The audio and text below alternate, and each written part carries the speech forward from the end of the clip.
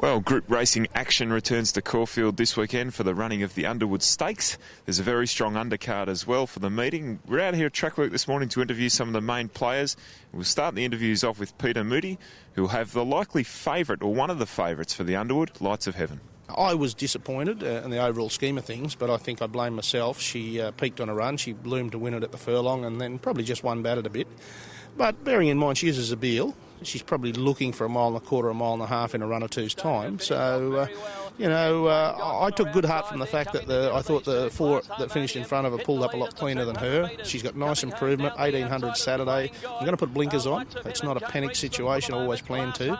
Replace the winkers with blinkers, being a Zabeel, and just to help her focus a little bit more. So, no, she'll run well Saturday. Still not at the top, but she'll be competitive again. Peter obviously upbeat there about the chances of Lights of Heaven. It'll be interesting to see her progress towards the Caulfield Cup. Mick Price will have Heart of Dreams going to the Underwood. He was terrific first up in the Memsie behind one of Moody's horses, King's Rose. Let's hear from Mick as to how Heart of Dreams has come on for that run.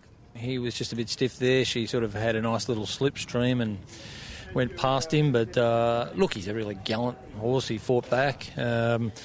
He goes into the Underwood in pretty good order. You know, it's a nice course and distance for him. He's won the Underwood once and the St George there once. And look, I know Lights of Heaven will be in the race, and it's a weight for age race. They don't give him away, but he's really well suited. He's in good condition. He worked on the course proper this morning. He's had a good 3 weeks between runs, and I'm sure he'll put his hand up on the day. Mick Price also has Double Annie heading towards the Group 3 How Now Stakes. She was terrific first up in the Bobby Lewis. Let's see how she's progressed for that run.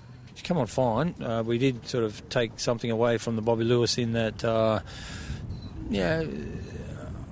her record's good down the straight, but I think there's a little issue on class, and if we run in the Rupert Clark, maybe just shooting off an opportunity there. So she's won 3 listed races, and I'm keen to improve her black type status. So we'll go in the Group 3, the How Now. I've come down a cog class-wise with her, back to mares. They're still hard. But she has won here at Caulfield. She beat Doubtful Jackie here one day, so I don't think Caulfield holds any fears for her, but look, she's improved fitness-wise, and it'll be a nice race for her. Robert Smurden's something of a silent assassin out here in the Caulfield Trainers Tower, and he faces one of the biggest challenges of his career to try and get champion hurdler Black and Bent qualified for the Cups. Let's see how the horse is progressing towards the Naturalism Stakes.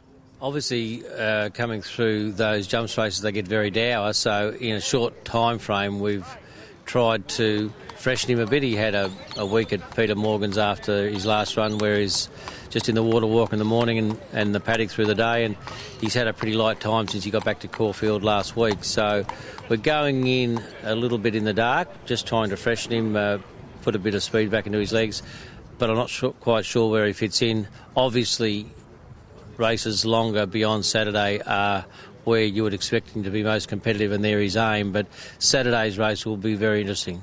Rob Smurden also has Machine heading towards the 1,000 Guineas Prelude. She's been impressive with her 2 runs, just warming up for a 1,400 metre event, and I think Rob's got her spot on for this week. Let's hear how she's going. We've been happy with her first 2 runs. Obviously, she's been short of peak fitness, and they've brought her forward.